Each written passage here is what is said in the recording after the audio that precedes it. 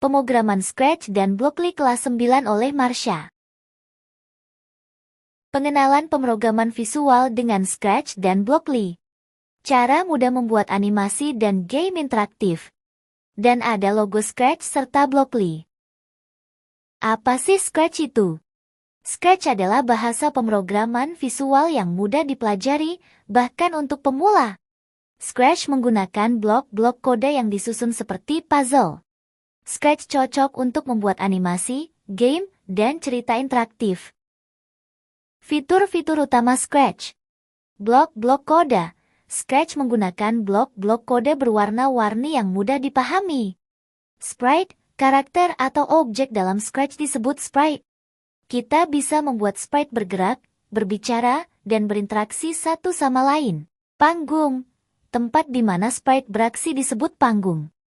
Kita bisa mengatur latar belakang panggung sesuai dengan keinginan kita. Suara dan musik. Scratch menyediakan berbagai macam suara dan musik yang bisa kita gunakan untuk membuat program kita lebih menarik.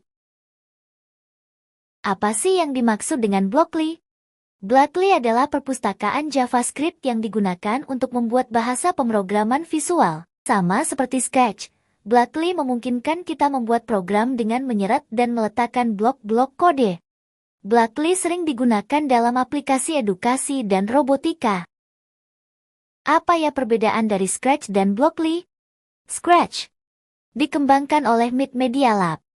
Bahasa pemrograman visual yang dirancang khusus untuk pemula, terutama anak-anak. Tampilannya lebih sederhana dan berwarna-warni, dengan blok-blok kode yang mudah dipahami. Fokus pada pembuatan animasi, permainan, dan cerita interaktif. Blockly dikembangkan oleh Google. Perpustakaan JavaScript yang digunakan untuk membuat bahasa pemrograman visual. Lebih fleksibel dan dapat disesuaikan dengan berbagai kebutuhan. Sering digunakan dalam aplikasi edukasi, robotika, dan pemrograman web.